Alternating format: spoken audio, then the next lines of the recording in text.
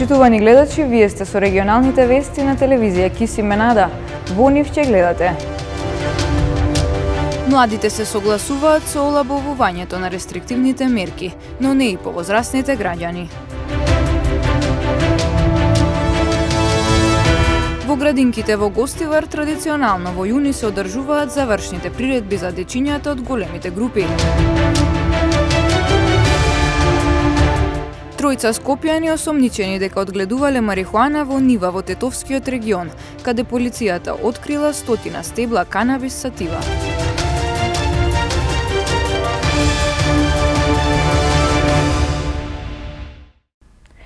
Значително олеснување на рестриктивните мерки при што целосно се укинува полицискиот час, а се дозволува организирање на забави по клубовите и локалите.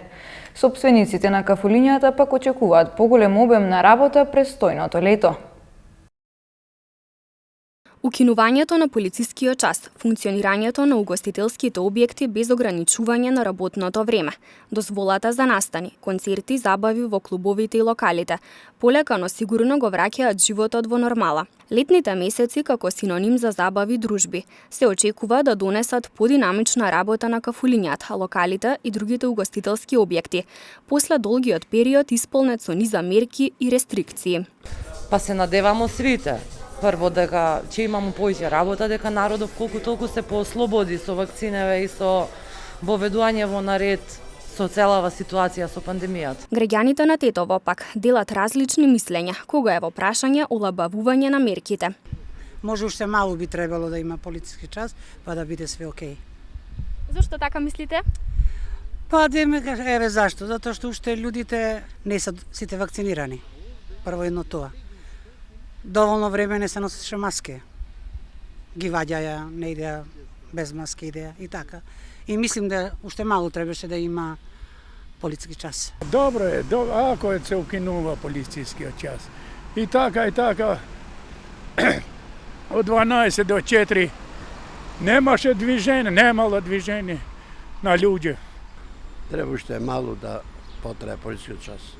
Пошто младите собира по паркови и користат алкохол и седа многу касно. Инаку олеснетите мерки беа усвоени по предлог на Комисијата за заразни болести, а се резултат на драстичното намалување на бројот на заразени и хоспитализирани, но и покрај тоа надлежните апелираат на доследно почитување на актуелните мерки.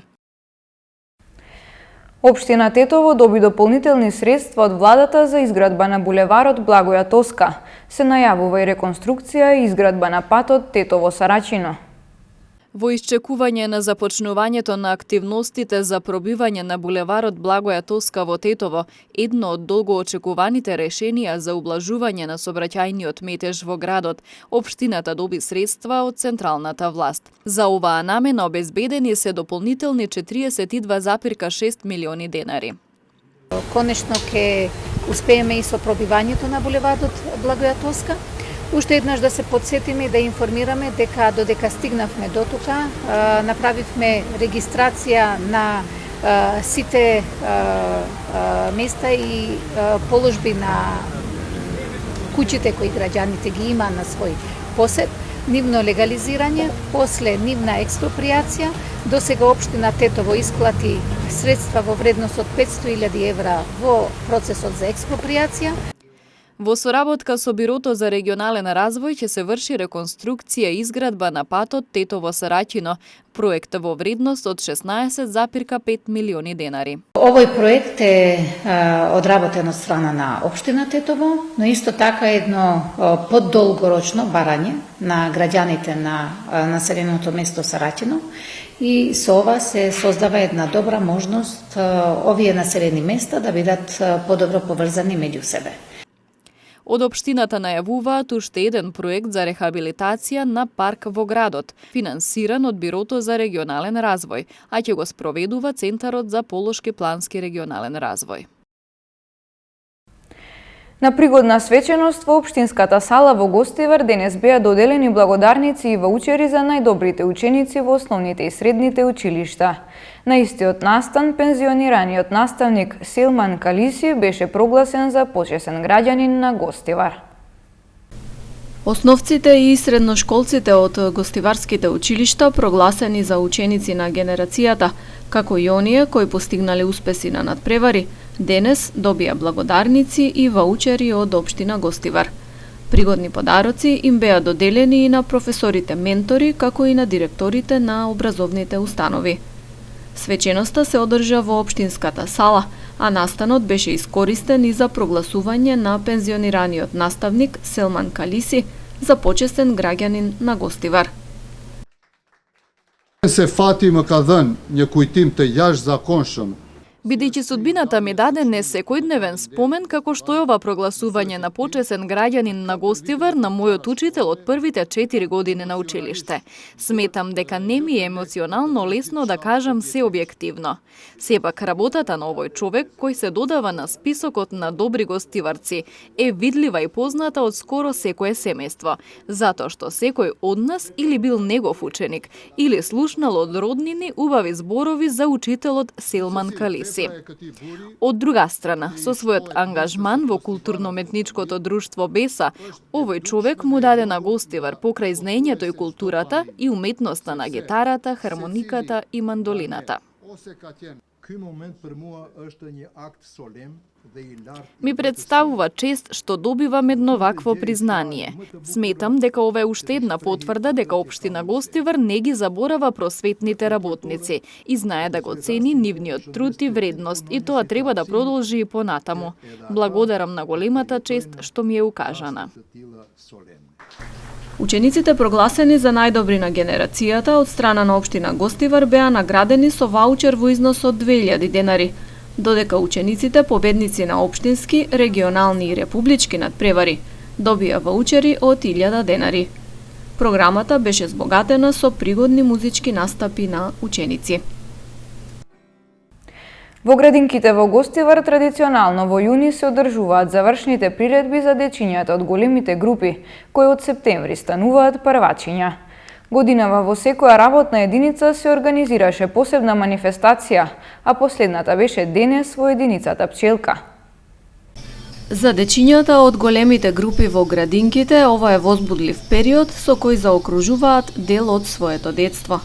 Од септември ќе седнат во училишните клупи како првачиња и ги очекуваат нови предизвици. По тој повод во градинките во Гостивар традиционално секоја година се одржуваат завршни приредби. Овој пат пандемијата наметна промени и наместо една заедничка, во секоја работна единица се организираше посебна манифестација. Последната се случи денес во единицата Пчелка. Како што е редот, дечињата со песни и рецитирање се збогуваа со градинката и нивните учителки, кои им беа втори мајки во изминатите години.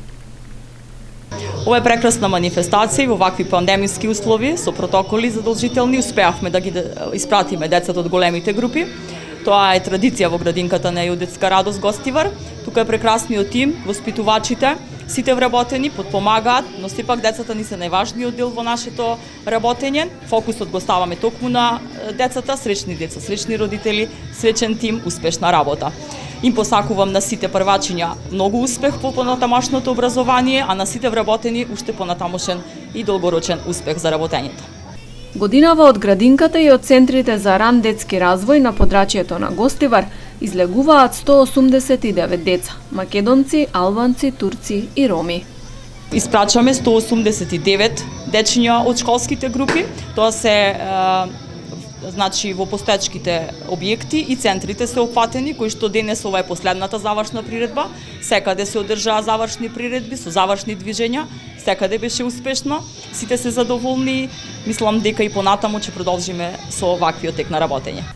Оваа завршна приредба ја проследи и градоначалникот Арбен Таравари, кој ги додели дипломите на мини матурантите, како што на милост се нарекуваат децата кои завршуваат градинка.